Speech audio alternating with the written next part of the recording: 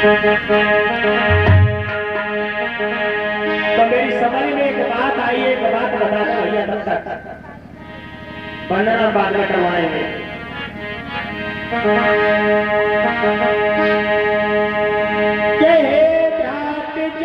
मतलब की दुनिया में और कमजोर सदा ही सताए गए और बलवानों का बाल बाका न हुआ दुखियन पे यार सताए गए।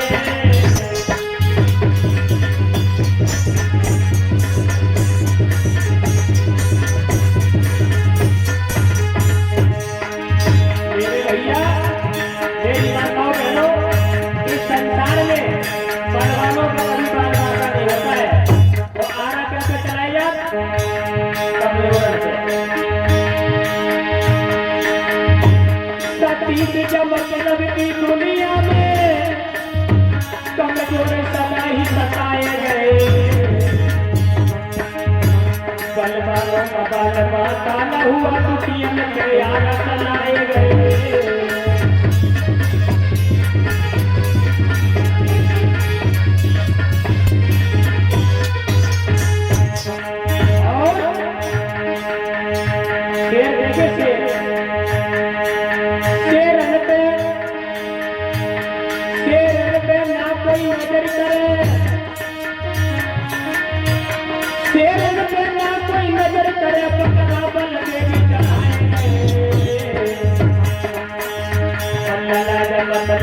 दुनिया में कमजोर सदा ही सताए गए।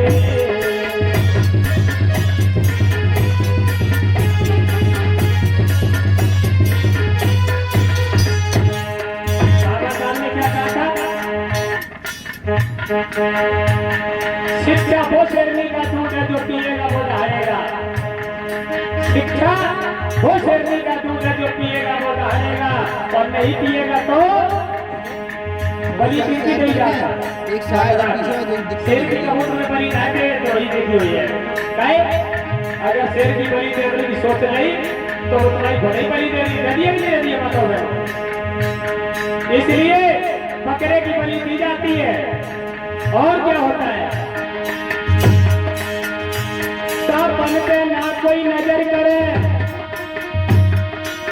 सापन पे ना कोई नजर करे, किचुआ कटिया न सताए गए और मतलब की दुनिया में कमजोर सदा ही सताए गए।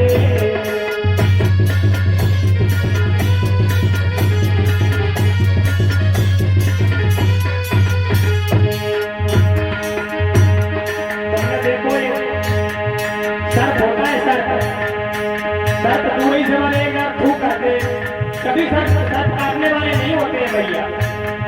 अगर ऐसा फूक करते तो दूर भागे भागत नहीं भागा और किचुआ वाले किचुआ पकड़ के भी काले मछलियां पकड़ी जाती है तालाब में नहीं पकड़ी जाती तो कटिया डाली जाता है तो कटिया में किचुआ लगाए ले जाते हैं। लेकिन सांप क्या है? सांप को तो बच्चा वो कोई नहीं लगाएगा, नहीं लगाता है कोई नहीं लगाते काय के हमारे पता नहीं खाए ना ले रहे तो सांपन पे ना कोई नजर करे किचुआ कटिया में सताएंगे और भ्रांत मतलब की दुनिया में कमजोर सताई सताएंगे। और बुद्ध ने कहा है कि बेटा किसी को डसो नहीं, किसी को कसो नहीं, किसी को डसो नहीं, किसी को कसो नहीं, लेकिन अपनी फुसकार बरकरार रखो, फुसकार बरकरार रखो।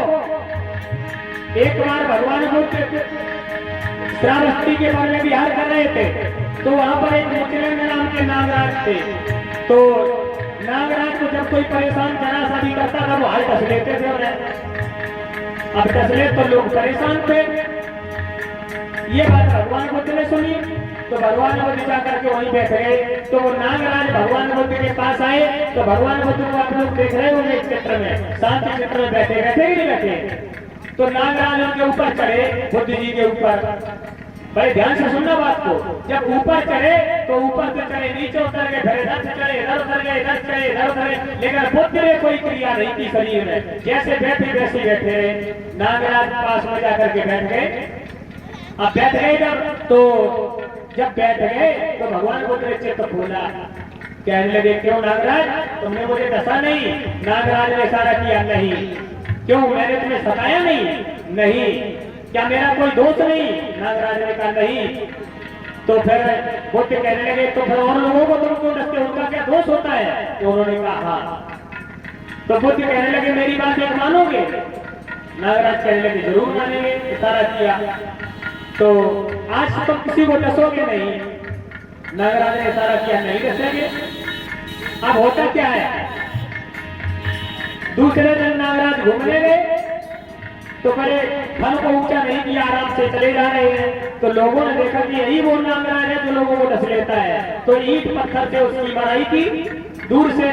तो बेचारा जब छुप के बाहर रूक के आया, चोटिल तो हो गया, लेकिन जब मोदी जी के पास में आए तो इसकी आवाज बढ़ाओ, किस रहा है आवाज।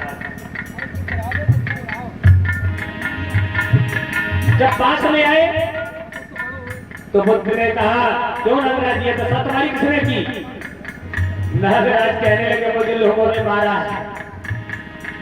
तो बुद्ध कहने लगे, अरे भाई, मैंने तुमसे ये थोड़ी कहा था कि मैंने तुमसे केवल ये कहा था किसी को डसना नहीं आज के बाद। बेटा तुम इधर आ जाओ, लगा के इधर आ जाओ, भैया बैठ जाओ वहीं पे।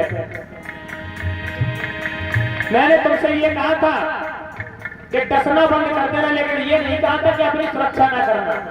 शायद ये नहीं कहा था कि अपनी सुरक्षा नहीं करना।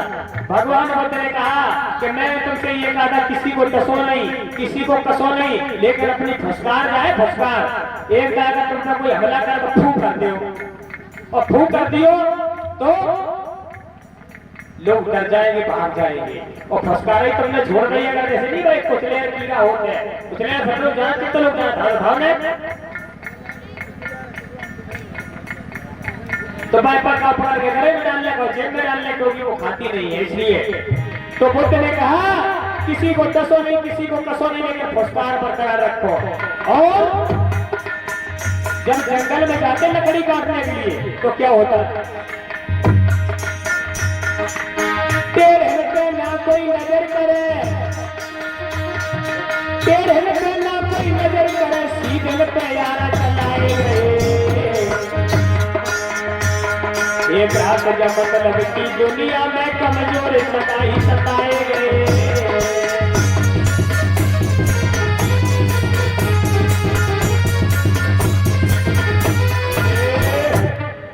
बोलिए भगवान बुद्ध की, परम पूज्य बोल सत्य बाबा साहेब जी। और अब आपके सामने सुंदर सी झांकी आ रही है, तो सभी लोग आकर के